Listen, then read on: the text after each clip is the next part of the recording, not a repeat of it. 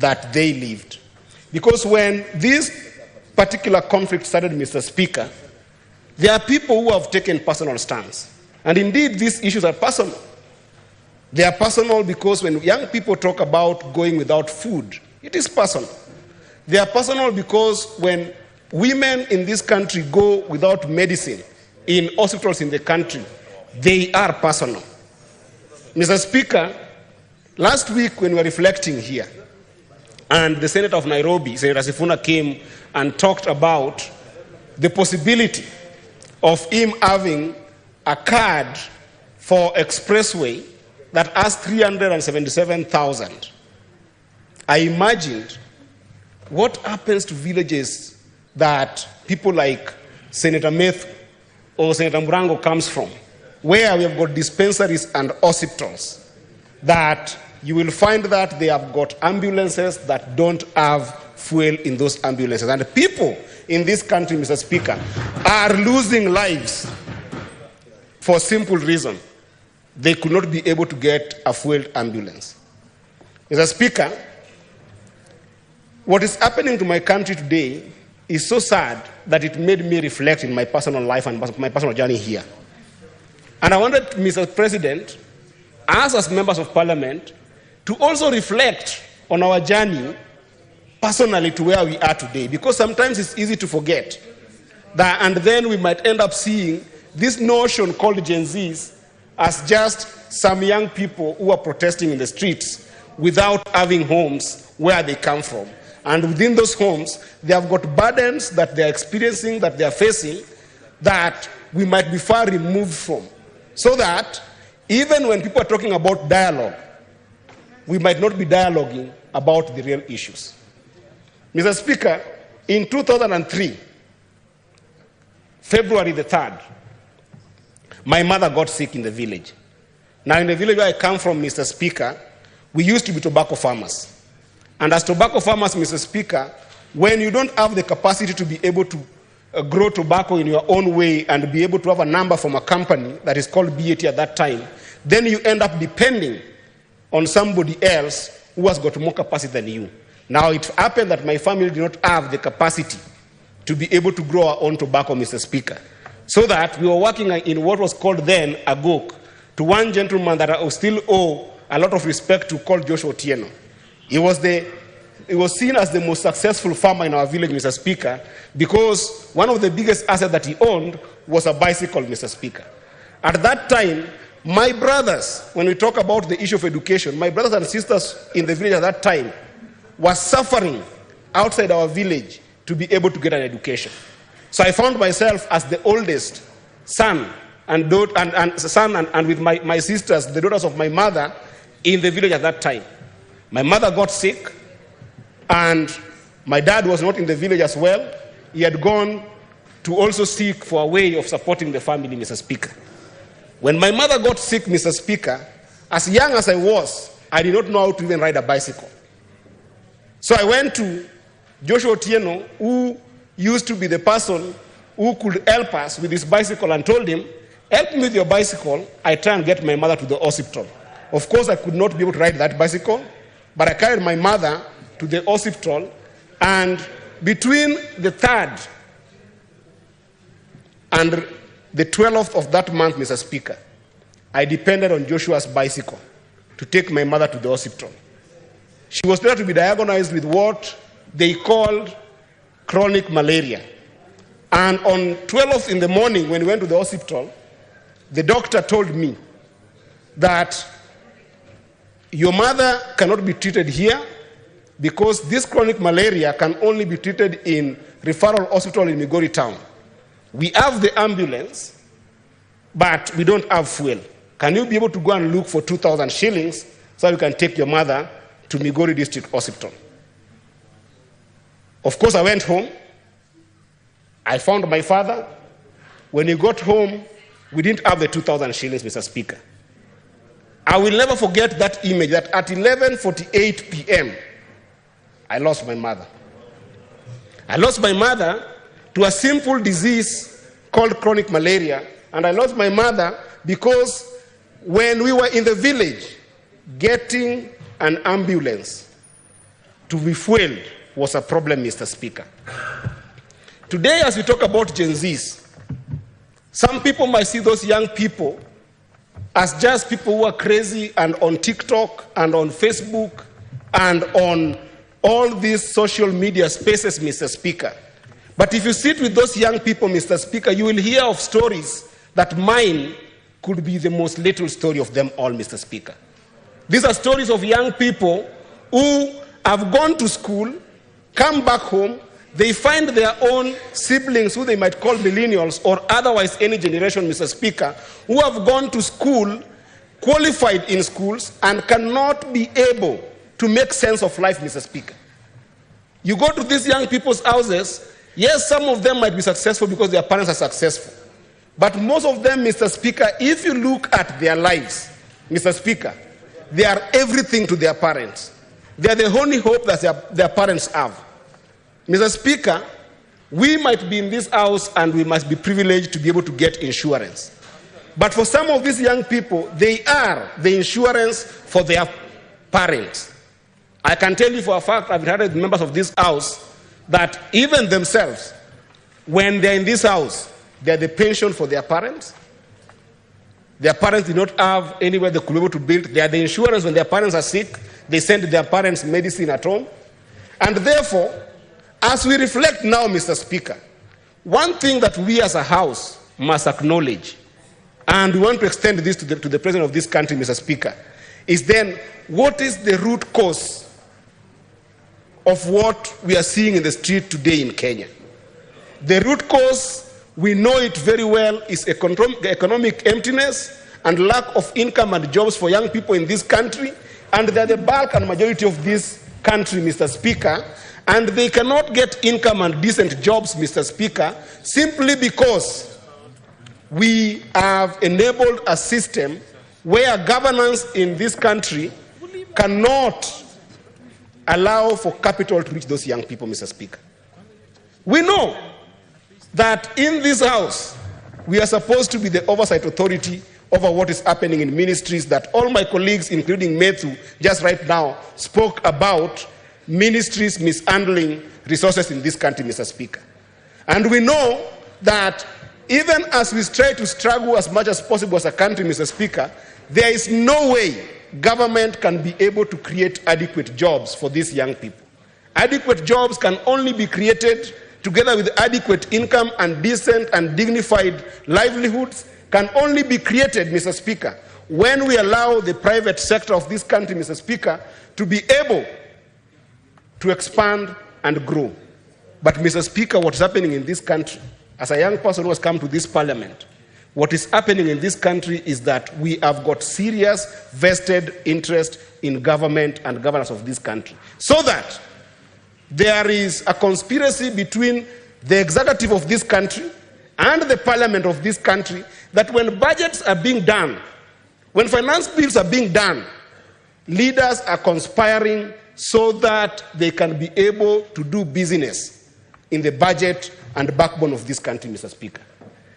If there is any solution that is needed in this country, Mr. Speaker, the first that I expect the president to do is actually to audit all the companies in the registrar of companies so that we know who are doing business in this country that are making it impossible for young people in this country to be able to do business. And, Mr. Speaker, if that audit is done, you will see a clear path and a clear, well-crafted path for people in this country to create a country of state-made Kenyans versus self-made Kenyans, Mr. Speaker, where state-made Kenyans are very deliberate about putting into budget money into this, in this country that does not even go to the private sector, that only enables people in politics and people in government to be able to accumulate wealth through dubious means and projects that are never done, Mr. Speaker, in all the budgets that we are discussing, Mr. Speaker. As we speak right now, Mr. Speaker, we saw in the last government, under the current president, when he was a deputy president, Mr. Speaker, we saw the passing of what we call GAA, the government advertisement agencies, Mr. Speaker. Now, government advertisement agency made the government to be a particular player and not a regulator in the industry of advertisement in this industry, Mr. Speaker. Where young people can be able to get most jobs in this country, Mr. Speaker, because of the height of what we call technology and digital understanding, Mr. Speaker, is on digital marketing. And, Mr. Speaker, the government is running a lot of money that goes in the pocket of individuals in GAA deals, to the extent, Mr. Speaker, that today, even if you look at the mainstream media, Mr. Speaker, and advertisement agencies in this country, Mr. Speaker, they are collapsing because GAA owes them tons of money that people have paid to themselves, and it's not possible for young people to be able to get those opportunities. If you look, Mr. Speaker, for instance, national media is going to fire, actually has fired 180 young people. And yes, GAA owes national media 3 billion, Mr. Speaker. If you look at Standard, Mr. Speaker, where young people have been nurtured to the extent that they can be elite digital advertisers, Mr. Speaker, you will find that in Standard, for the last almost 7 months, Mr. Speaker, I've got young people there, they interview us every day. If you go to Vibes Radio, they interview us. If you go to Spice FM, young people there interview us. If you go to the mainstream TV station, young people interview us, Mr. Speaker. For 7 months, they have not even been paid 5,000 shillings, Mr. Speaker, because they go without money because GAA owes the money that has been paid under the watch of Parliament and under the watch of the entire cabinet, Mr. Speaker. I can go on and show you about 2 billion that you see GAA owing the entire media space where young people and creatives should be excelling, Mr. Speaker. Yesterday, Mr. Speaker, my heart was pouring out because I saw interns sleeping outside Afia House, Mr. Speaker. In this house, we have enabled the passing of chief in this house, Mr. Speaker. And if you look at the way NHIF used to work, Mr. Speaker, you can see how Parliament and the Cabinet have conspired against Kenyans, Mr. Speaker, to do businesses. You know very well that when we did have the national, the NHIF that was working, Mr. Speaker, it used to be that money would be collected from the public. NHIF would then go and have a department that makes payments for all Kenyans when they are sick. That even necessitated the fact that NHIF had to have a system of clearing those payments, Mr. Speaker. And yet, in these 2 houses, Mr. Speaker, of Parliament, we passed SHIF. How is SHIF operating, Mr. Speaker? Where NHIF used to have 24 billion that was saved, Mr. Speaker, to the extent that they could be able to buy T-bills so that when they don't collect money, they could be able to pay for people in this country, Mr. Speaker. Today, that entire 24 billion is missing, Mr. Speaker. And to the extent that we know very well, and I hope the Senator of Marsabit is here, that SHIF was forced to go and procure a system that they don't need because they procured services of a private entity to be able to offer insurance. SHIF still went and spent 10 billion to procure a system that they don't need, that failed when it was stated in Marsabit, Mr. Speaker. This is a matter of public knowledge. And all these are deals and businesses, so that even Parliament has become a place of not bill-making, but deal-making, Mr. Speaker. So we must face these challenges as a people, Mr. Speaker. And one thing that the President must be able to confront, Mr. Speaker, is that this vested interest in government must stop and allow for private sector to be able to create jobs that are decent for our young people, because government will just never be able to create enough jobs. And this is confronting the President of the nation, that because of the magnitude of the crisis that we are seeing today, Mr. Speaker, the response must also be the same. It goes without saying that in physics, they say that one action must have an equal reaction to it, Mr. Speaker. It cannot be that we are going to talk about just dialogues for the sake of dialogue, Mr. Speaker. This dialogue must be on specific issues that are denying young people economic opportunities in this country, so that those issues are sorted for once and for all. And at the heart of those issues, Mr. Speaker, is the ministers or cabinet secretaries that we have in this country today. Mr. Speaker, the President must confront this reality, that either you die with these few individuals or you die with the entire country. It must matter to the president to be able to give young people an explanation. Why is it so difficult, at least in areas where ministers who are extremely known in the country to have done economic crimes to leave cabinet, Mr. Speaker? Mr. Speaker, what is there, Mr. Speaker, to explain to the country why the CS of Agriculture must continue being a CS, Mr. Speaker? And Mr. Speaker, this must come all the way to the House so that the issue you have been fighting in this House on separation of powers, whereby we need Parliament to be able to play an oversight role and have a proper autonomous and independence operation between it and the executive, must also happen, Mr. Speaker. And one of the radical ways that the president can be able to help this country is to rethink the entire leadership of the National Assembly in particular, Mr. Speaker. Because the National Assembly under our Constitution has got all powers to deal with money bills, Mr. Speaker. And that is why it becomes very easy for the National Assembly to be able to mix personal interest and public interest, Mr. Speaker. I have checked at the quality of leadership in this House, Mr. Speaker. If you look at Senior Senator Boni Alwale, Mr. Speaker, as the majority whip in this House, Mr. Speaker, at what point do you compare Senior Boni Alwale with Honorable Osoro in the National Assembly, where Honorable Osoro is going to look at issues of budget and finance bills in this country, Mr. Speaker? When you look at our majority leader here, Mr. Speaker, the gentleman called Arun Cheriot, who has actually brought this bill, Mr. Speaker, the depth and the passion for the country, Mr. Speaker, at what point do you compare Arun Cheriot with Kimani Ichung'wah in National Assembly and then say that we're going to sober assembly, Mr. Speaker?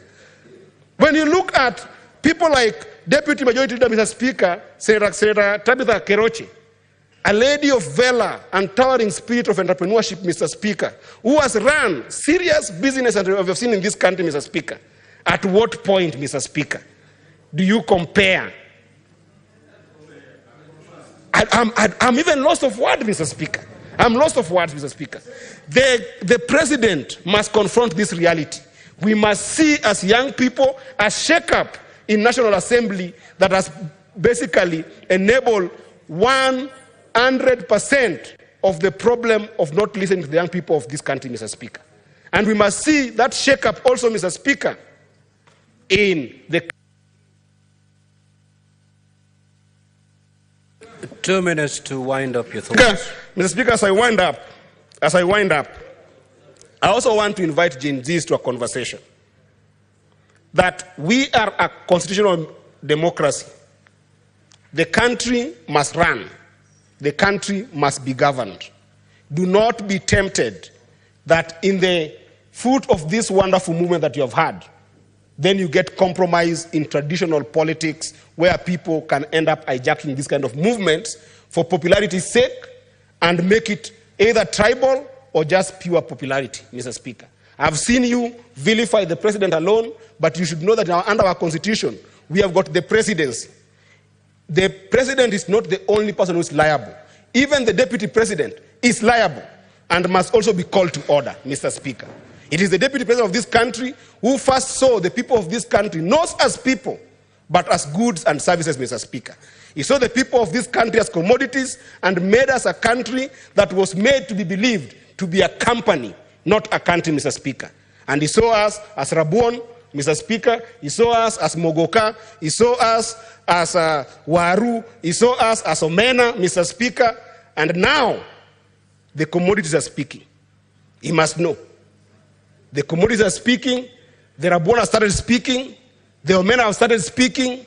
And he must now realize that this country is not a company where we talk about shareholding and state-made Kenyans versus self-made Kenyans, but we are a country of people of value, and even him must be held to account so that we do not start a place whereby people want to start fighting Kikuyus the other side or fighting Somalis this other side, because all those people are also a part of the recipe of why this country works. Because I've lived...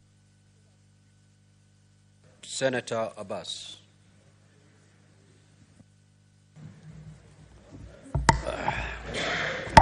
Thank you, Honorable Speaker. Honorable Speaker, I want to join my colleagues also to discuss the situation in the country. And first and foremost,